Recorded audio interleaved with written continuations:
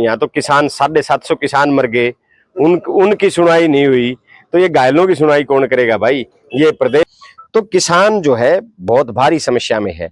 Supreme court आंदोलन हुआ था, नरेंद्र मोदी जी ने झूठ बोल के जब उन किसानों को वापस घर भेजा था। एक आनंद के विधायक सर और किसान आंदोलन एक बार फिर उग्र हो चुका है, इसको लेकर आपकी क्या प्रतिक्रिया रहेगी? देखो, किसानों की आज जायज समस्याएं हैं। मैंने तो विधानसभा में भी किसानों की बात उठाई है। बहुत सारी चीजें ऐसी हैं, जैसे भारतीय जनता पार्टी के मुख्यमंत्री से लेकर के सभी विधायकों ने एक बात उठाई, एक स्क्रिप्ट पढ़ी कि हरियाणा देश का पहला ऐसा राज्य है जिसपे 24 फसलों के ऊपर एमएसपी मिलता है। सबसे बड़ी बात मैंने मुख्यमंत्री जी से कहा था कि माननीय मुख्यमंत्री जी, आप नालनुन छोड़ दीजिए, लाडवा आपका विधानसभा क्षेत्र, आप लाडवा की मंडी में चल पड़िए। अगर लाडवा मंडी के अंदर भी अगर 99% धान जो एमएसपी पे नहीं बिक रहा, वो कह रहे हैं कि हम एमएसपी पे खरीद कर रहे हैं। मैंने विधानसभा में कहा था ऑन रिकॉर्ड मुख्यमंत्री जी को कि लाडवा में भी अगर 1% धान एमएसपी पे बिका होगा तो मैं इस विधानसभा को छोड़ के चला जाऊंगा। पूरे हरियाणा प्रदेश में 99% से ज्यादा धान एमएसपी के ऊपर नहीं बिका। 1800-2000 रुपए में धान बिका है, जबकि पेमेंट सीधी खातों में एमएसपी की आई है। तो सरकार जब तक ग्राउंड लेवल पे सरकार नहीं जागेगी, सरकार वो नहीं करेगी, तो ना तो किसान को एमएसपी मिल रहा है। ये कहते थे कि हम 2022 तक किसान की आमदनी दोगुनी कर देंगे, आमदनी तो दोगुनी हो ही नहीं, लागत 3-4 गुना बढ़ गई। तो किसान जो है बहुत भारी समस्या में है। सुप्रीम कोर्ट की कमेटी आई, सुप्रीम कोर्ट की कमेटी ने किसानों की जब सुप्रीम कोर्ट को लिखित में दिया कि किसान पे कर्ज लगातार बढ़ रहा है, किसान की खर्च बढ़ रही है, आमदनी कम हो गई है और वाकई में हिंदुस्तान का किसान आज मजबूर है। जब सुप्रीम कोर्ट की कमेटी तक ये बात कह देती है, हाई कोर्ट की कमेटी ये बात कह देती है, तो उसके बाद कुछ नहीं बचता। किसान जो है उनकी मांग को सुना जाना चाहिए, उनकी बातों को सुना जाना चाहिए। जब आज से 3 साल पहले जब हिंदुस्तान में आजादी के बाद सबसे बड़ा आंदोलन किसान आंदोलन हुआ था, नरेंद्र मोदी जी ने झूठ बोल के जब उन किसानों को वापस घर भेजा था, एक कमेटी बनाई थी, आपको ध्यान हो, एमएसपी के ऊपर कि भाई ये कमेटी, आज तक उस कमेटी की एक मीटिंग तक नहीं हुई है। एक मीटिंग तक उस कमेटी की नहीं हुई एमएसपी के ऊपर। वो किसानों को क्या एमएसपी देना चाहते थे? केवल नरेंद्र मोदी जी का झूठ बोल के उन लोगों को, उस आंदोलन को तोड़ने का और उन किसानों को वापस घर भेजने का केवल एक मात्र जरिया था।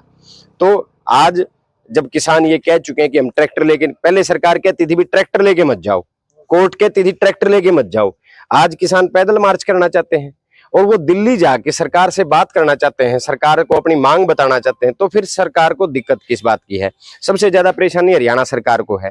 मैं सिर्फ हरियाणा सरकार से एक बात कहना चाहता हूं, आप मुख्यमंत्री जी कहते हैं कि पंजाब के मुख्यमंत्री को बात करनी चाहिए किसानों से, बात तो हरियाणा के मुख्यमंत्री को भी किसानों से करनी चाहिए। क्या हरियाणा में किसान नहीं है?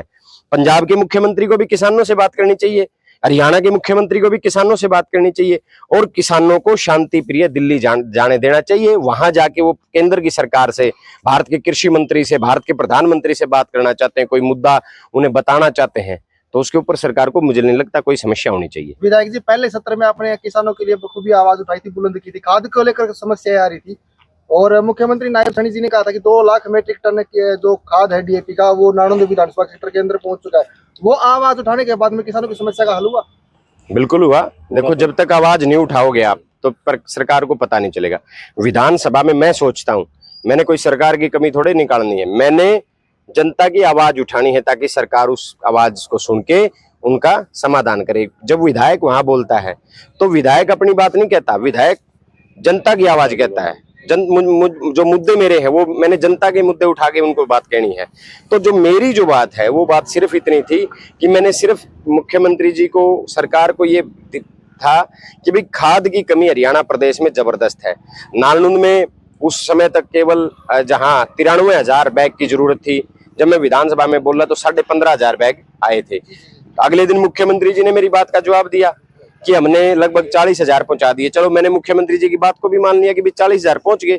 उसके बाद भी तो 53,000 की कमी थी, जबकि गेहूं का सीजन निकल चुका था। आज हालात ये हैं प्रदेश में कि किसान को ना समय पे खाद मिली। मैंने विधानसभा में ऑन रिकॉर्ड एक बात कही थी, आज आप भी सुन लेना उस चीज को। मैंने कहा था कि उस समय तो डीएपी की कमी थी और अब आगे यूरिया की कमी होगी। उस समय तो डीएपी ब्लैक था, आज यूरिया ब्लैक है।